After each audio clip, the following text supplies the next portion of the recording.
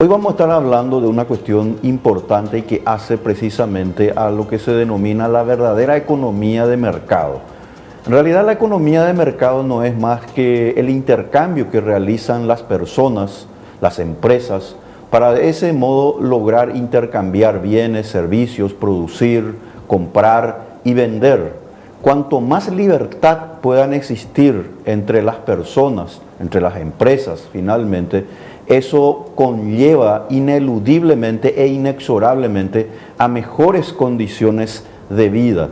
Y esa es una cuestión que nosotros hoy en día tenemos la posibilidad de, especialmente, de estudiar, analizar en el campo de actividad, es decir, en todos los países. Por ejemplo, en la primera placa que vamos a observar allí, ustedes van a poder notar que hay una relación directamente proporcional a que los países con más libertad económica tienen sus habitantes un ingreso per cápita mucho más alto.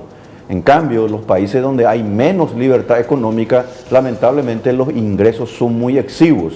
Y la libertad económica no es más que esa autonomía del individuo, significan pocos impuestos, significa seguridad jurídica ciertamente, significa desmonopolización, significa por sobre todas las cosas un ambiente de hacer negocios sin interferencias o mínimas interferencias por parte del Estado. Igualmente en la siguiente placa nosotros vamos a notar también que los estudios que señalan que la libertad económica o la economía de mercado siempre es mejor que la restricción del estatismo es lo referente a los niveles de pobreza que se encuentran en los países. Los países que cuentan con más libertad económica, más economía de mercado, la pobreza es menor, es decir, es residual. Sin embargo, en los países donde el estatismo, donde el Estado participa y de alguna manera obstaculiza lo que se denomina ese intercambio social, lamentablemente lo que tenemos es más pobreza. De manera que esto es algo estudiado y que también podemos ver en la siguiente placa, que resulta muy importante para el Paraguay y tiene que ver con el tema de la corrupción. La corrupción es una lacra social que perjudica a todos nuestros países y el Paraguay, como todos sabemos, ocupa un sitial preponderante. Y nuevamente ustedes van a poder ver ahí en la placa que los países que tienen más libertad económica tienden inexorablemente a tener menos corrupción. Y en cambio, los países en los que el Estado tiene mayor preeminencia en política fiscal, en política monetaria, en regulaciones perniciosas, lamentablemente hay más corrupción. Y esto está estudiado, analizado, de manera que nosotros en el Paraguay no tenemos que volver a inventar la rueda, como solemos decir aquí con Gladys. También tenemos otra placa, tengo entendido, que sitúa al Paraguay precisamente en los niveles de libertad económica que se denomina moderadamente libre.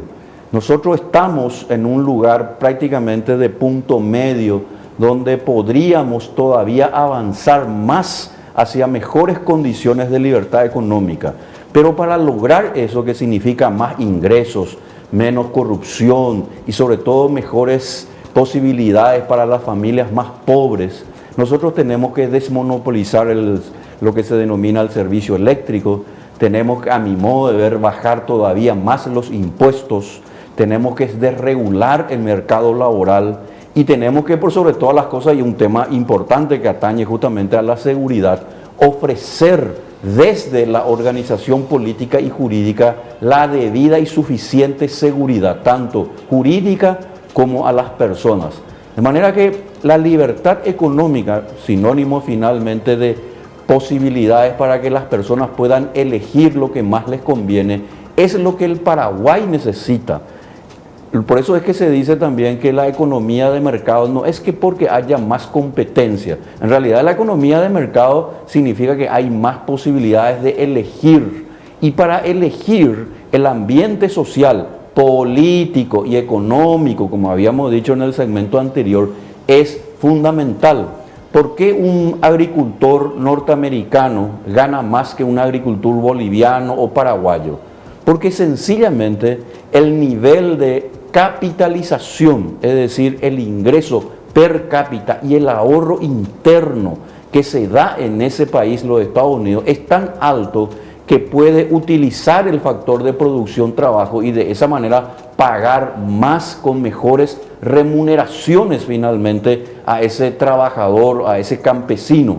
Lo mismo ocurre con nuestros compatriotas que incluso no sabiendo hablar inglés, y ni siquiera habiendo pisado alguna vez el aeropuerto, se van por ejemplo a Nueva York y acá, solamente teniendo un ingreso de 1,5 millones, 2 millones de guaraníes, ese mismo paraguayo, esa misma paraguaya, llega a Nueva York y a los 2 días máximo puede conseguir un trabajo y gana 5 a 10 veces más. Y no es porque allá se le tuvo compasión a ese paraguayo, a esa paraguaya. Es sencillamente porque el nivel de capital es tan alto, adosado por supuesto a mayor seguridad jurídica, que permite pagar más a la gente. Esto está estudiado y ese es el camino que Paraguay ciertamente tiene que transitar para no seguir precisamente en lo que se denomina esta suerte de círculo vicioso en la cual seguimos transitando. Víctor, no hablamos específicamente de desregular completamente y dejarle al arbitrio del sector privado a que haga y deshaga, porque eso sería también el otro extremo y contraproducente. Hablamos de que el Estado cumpla con un rol regulador, pero que no se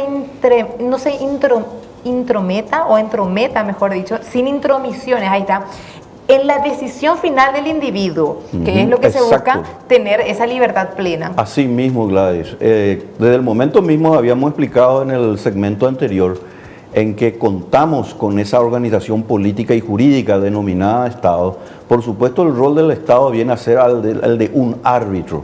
Lo que no puede ser el Estado es, en primer lugar, jugador y árbitro, teniendo, por ejemplo, empresas públicas mantenidas finalmente por los contribuyentes, que finalmente y por lo general terminan siendo deficitarias. Por ejemplo, es lo que ocurre ahora mismo, lamentablemente, y cuanto más necesitamos, que la propia Industria Nacional del Cemento, la INC, no puede proveer la suficiente cantidad de lo que se denomina el cemento Portland para justamente incentivar la corrupción, porque sencillamente esa empresa no tiene las condiciones para ofrecer mejores servicios, en este caso un bien como el cemento Portland. E incluso, ¿verdad?, el precio está tan alto que lamentablemente eso también está perjudicando lo que se denomina el debido fortalecimiento y necesaria reactivación de la economía. Tenemos varios ejemplos, Víctor. La INC, como bien mencionás, tiene más o menos 1.200 funcionarios, pudiendo trabajar perfectamente con la mitad. En la INC se había inyectado 80 millones de dólares de los bonos soberanos y era la promesa de las inversiones y la reducción de precios y la optimización de la producción. Nada de eso se cumplió. Esos fondos se pagaron. Nosotros, usted señor, va a devolver con sus impuestos, pero y los resultados de las inversiones hasta ahora no se ven. Así la INC, mismo. Copaco, que compró Vox a unos precios a valores inflados, hoy lo sabemos que era una empresa a pérdida. Luego tenemos el caso de FEPASA.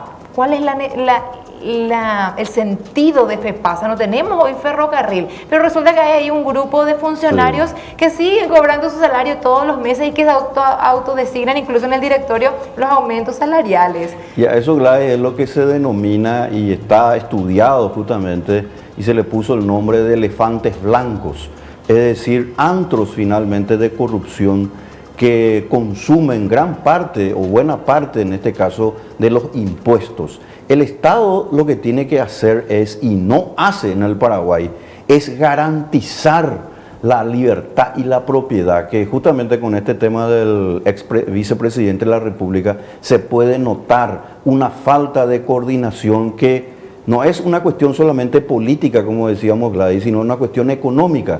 La primera impresión, la primera señal que se está enviando a los mercados nacionales e internacionales, un caso de secuestro como el que estamos hablando, sencillamente es la de desincentivar, es decir, emitir una señal en la que los inversores, lamentablemente en esa región y quizás en todo el Paraguay, no le conviene poner sus inversiones, su dinero, porque podría ocurrir precisamente una afectación a lo que se denomina el ahorro y el capital, porque el capital es como el venado, dice una famosa frase alemana.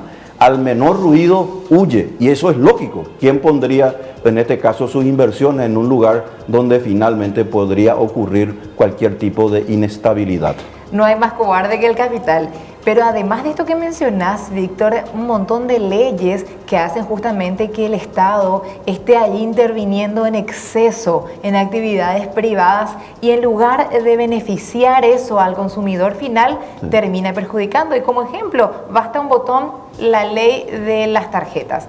La ley de las tarjetas es beneficiosa, sí, para un pequeño grupo de personas, pero resulta que en contrapartida, y mucha gente no sabe aún o no termina de dimensionar, muchísima gente de bajos ingresos se volcaron a las casas de crédito que no estaban reguladas en ese momento por el banco, entonces cobran tasas usurarias y al final un grueso número de pobladores termina siendo perjudicados por una ley que en teoría tenía que beneficiar y castigar a los bancarios. Asimismo, la ley de tarjetas, que lamentablemente se sabe ha concitado un perjuicio, en particular para las clases medias, es decir, para las familias que necesitan finalmente de financiación y obtener ese crédito que antes ocurría.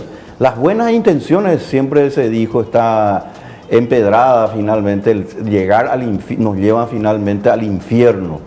Otro tema y podríamos tocar eso la próxima vez, el tema del mercado laboral.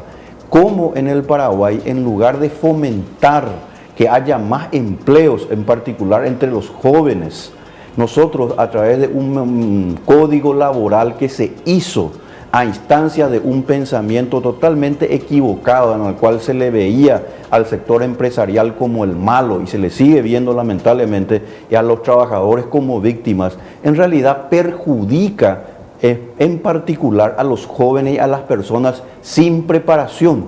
Esa dicotomía de enfrentar a dos sectores es absolutamente equivocada. En realidad, cuanto más altos son los ingresos empresariales, la tendencia es que también los salarios de los trabajadores se incrementen, porque está comprobado no solamente por la teoría, sino que en los mismos hechos. Te concluyo.